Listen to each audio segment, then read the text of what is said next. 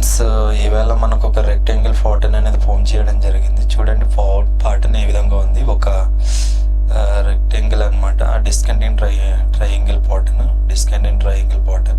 ఈ విధంగా ఫామ్ చేయడం జరిగింది. ఒకసారి ఇది కూడా చేంజ్ చేద్దాం.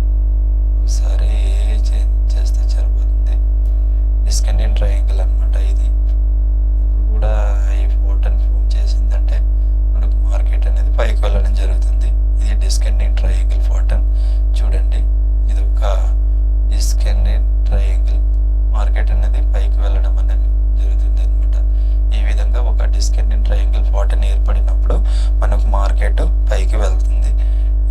ఇక్కడ మనం చూసుకున్నట్లయితే మార్కెట్ చూడండి, ఇది ఒక discontinue triangle. Market up side అయితే ఓపెన్ అవుతుంది అనమాట. కాబట్టి డెఫినెట్లీ మనకు మార్కెట్ పైకి వెళ్ళే ఛాన్స్ ఎక్కువగా ఉంది. కాబట్టి